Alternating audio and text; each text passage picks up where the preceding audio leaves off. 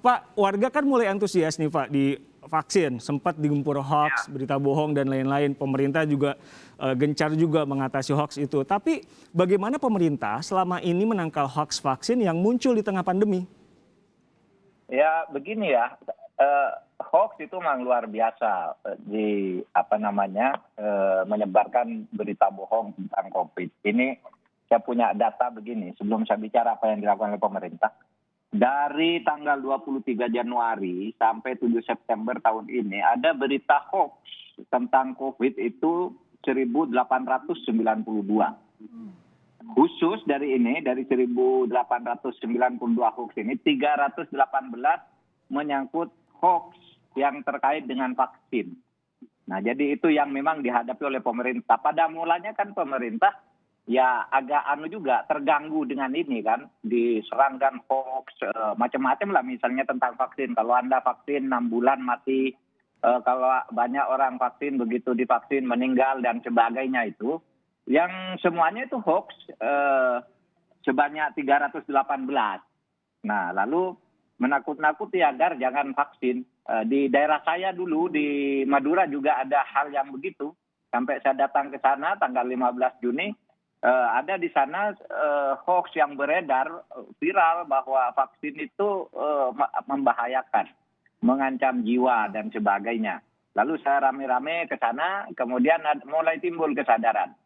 Nah, yang dilakukan oleh pemerintah tentu saja kan bisa langsung misalnya Mendagri itu selalu berkoordinasi dengan Pemda, dengan daerah-daerah, Forkompimda agar galak. Nah, sementara saya masuk melalui virtual ke daerah-daerah itu, minta menjelaskan kepada para ulama, tokoh agama, tokoh adat, tokoh masyarakat tentang pentingnya vaksin ini.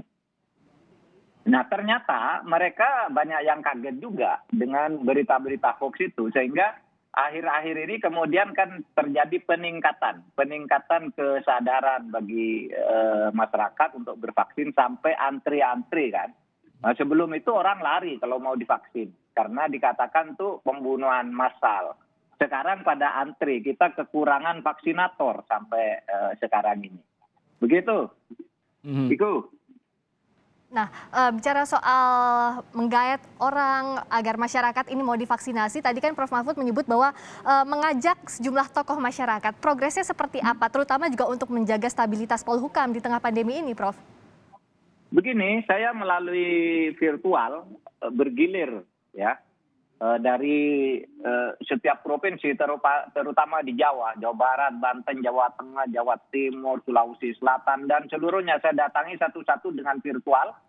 Tokoh agamanya diundang dan ternyata yang hadir itu lebih dari 900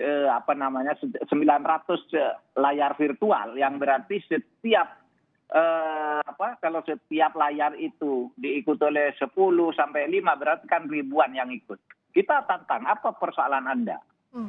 Ternyata mereka pada akhirnya pertama percaya terhadap penjelasan pemerintah yang kemudian disertai dengan fakta-fakta di daerahnya. Gejala COVID dan akibat-akibatnya kita jelaskan. Kita mengundang juga BNPB untuk menjelaskan itu, mengundang Menteri Agama untuk menjelaskan itu.